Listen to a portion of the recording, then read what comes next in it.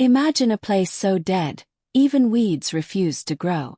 Now, imagine 25,000 tons of rotting apples dumped there, not as garbage but as a last desperate hope.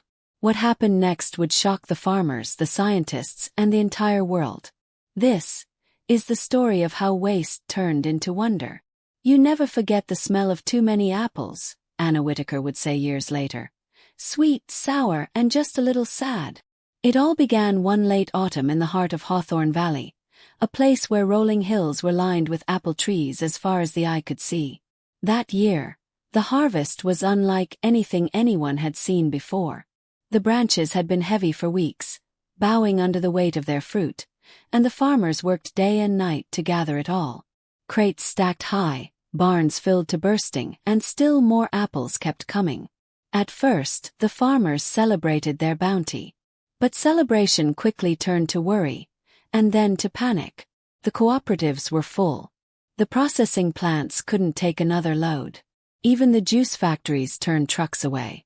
Every orchard owner in the county faced the same grim reality. Thousands of tons of apples with nowhere to go. Some were bruised from the machines that shook them down from the trees. Others were misshapen or had fallen too early. They weren't bad apples, just unwanted ones. By the end of the season, every barn door was shut tight, hiding mountains of fruit that no one could sell. "What do we do with all this?" one farmer asked at a town meeting, his voice rough from sleepless nights. "We can't let it rot in the barns. It'll bring pests. We can't haul it to the landfill either. The cost will ruin us." The room was heavy with silence. Farmers were proud people, but pride didn't solve this kind of problem. They needed something different, something bold. That's when Dr. Samuel Reed stood up. He wasn't a farmer. He was a scientist from Northvale University, known for his quiet voice and even quieter ideas about restoring damaged land. Beside him sat Anna Whitaker, an experienced orchardist with a reputation for doing what others thought impossible. "I have a proposal," Dr. Reed said, adjusting his glasses. "There's a stretch of land at the edge of the county. You all know it, the Grayfield Tract." The room murmured. Everyone knew Grayfield. Once farmland, now a wasteland, dry, cracked soil where only weeds and dust lived. No one had farmed it in decades. "What if," Dr. Reed continued, "we dumped the apples there, not to waste them but to heal the land? Composting at a scale no one has tried before." Laughter erupted. One farmer slapped the table. "You want to make a giant rotten apple pie out there? That place is dead. Always has been." But Anna leaned forward. "Wait," she said. "We've been trying the same old ways for years. Burning, burying, wasting. What if this works? At the very least, it saves us the landfill fees. At best, maybe it brings that land back to life." The farmers argued long into the evening. Some called it foolish. Others called it desperate. But in the end, with no better options, they voted yes. 25,000 tons of apple waste. Half-rotted fruit, pulp. For a long while, it seemed as if nothing was happening at Grayfield. Winter snow came and went, leaving behind soggy mounds of what once had been apples. Spring winds swept the field, carrying with them the faint sour-sweet scent of old fruit. Locals passed by on their way to town, glancing at the fence and shaking their heads. "It'll be a swampy mess come summer," one farmer muttered. "Or a paradise for rats," another added with a chuckle. But Anna Whitaker didn't laugh. She kept visiting, notebook in hand, walking the edges of the field as though listening for a heartbeat. Dr. Samuel Reed came too, with his team of students, each of them in muddy boots and worn-out jackets. They tested the soil every week, kneeling on cold earth, collecting samples in little glass jars. At first, their charts looked flat and lifeless. But then, something shifted. One cool April morning, Anna noticed something strange. Tiny patches of green pushing through the damp, darkened soil. They weren't the tough weeds that had ruled Grayfield for decades. These were tender, delicate shoots, soft to the touch. She knelt down, brushing the soil with her fingertips. The ground, once hard as stone, now felt loose and rich beneath her palm. She called Dr. Reed immediately. Within hours, he and his students arrived, grinning like children at a fair. They dug deeper, finding earthworms wriggling through the darkening soil. The microbes they'd added were thriving, breaking down the apple waste into something living. "It's working," Dr. Reed whispered, almost in disbelief. "The land is breathing again." Year by year, change crept over Greyfield. By the second summer, the sweet stench had faded, replaced by the earthy smell of damp soil. The once pale ground grew darker, richer. Wild grasses spread like a green quilt, followed by wildflowers that painted the field with yellow and purple streaks. Birds returned first: sparrows, starlings, and once or twice, a hawk circling overhead. Then came the insects, bees buzzing over patches of clover. Farmers who had once mocked the project now stopped their trucks by the roadside, leaning over the fence to watch. "Never thought I'd see the day," muttered old Mr. Harris, a man who'd laughed the loudest that first winter.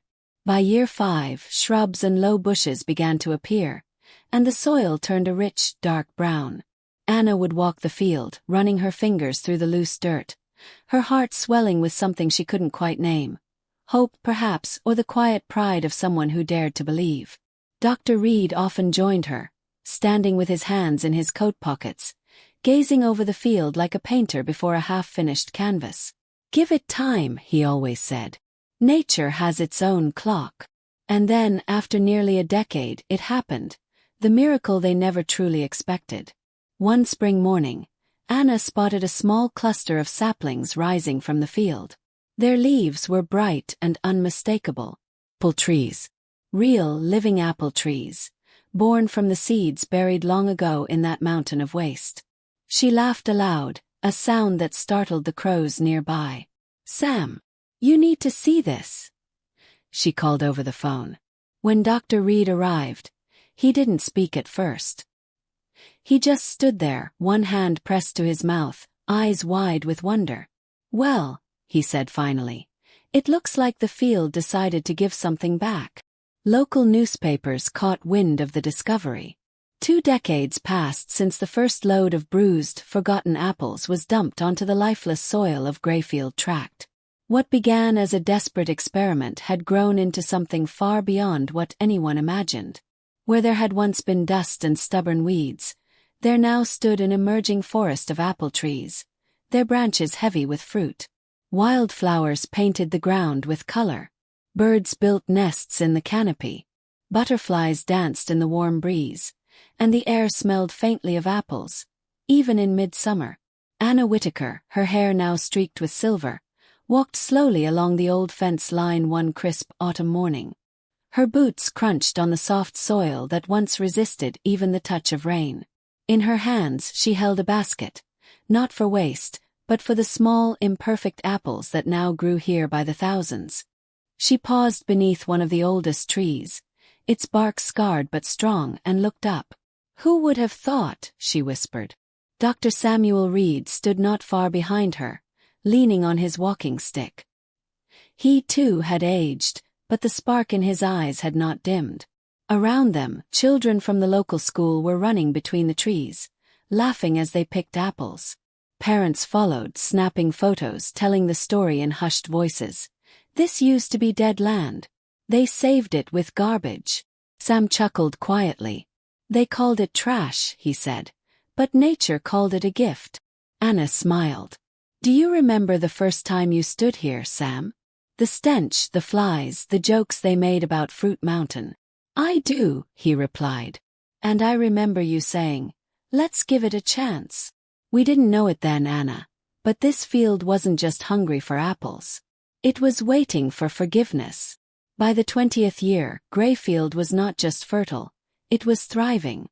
Farmers who once ridiculed the idea now came seeking advice on how to heal their own worn-out lands. Environmentalists wrote papers about the Apple Restoration Project. Universities sent students to study the soil. The apples that grew were never perfect, never market-ready, but they were real food, sweet, modest, and free for the community. Families came every autumn to pick them, to bake pies, to taste a story that had begun before many of them were born. One elderly man, a farmer who had voted against the project all those years ago, picked a small apple, bit into it, and wiped his eyes. "I called this a mistake," he said softly, "but this is the sweetest thing I've ever tasted." But the real miracle wasn't the fruit. It was the land itself. Earthworms tunneled freely. Native grasses rooted deep.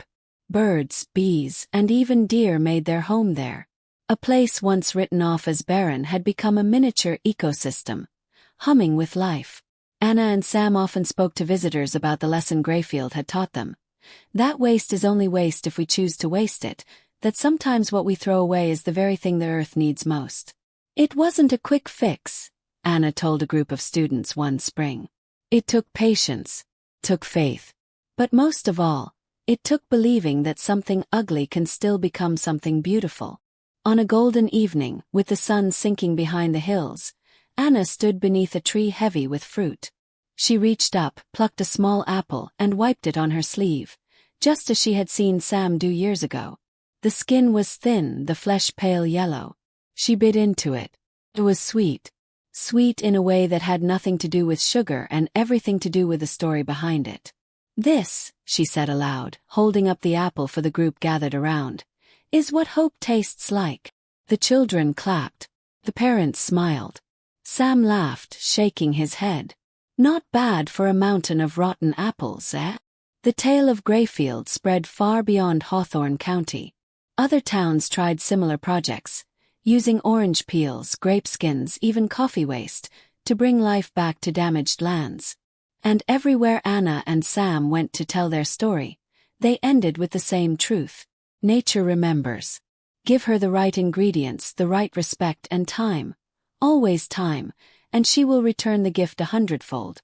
And so, my friends, what began as a mountain of waste became an orchard of wonder, a reminder that the earth has its own way of healing, if only we dare to help it.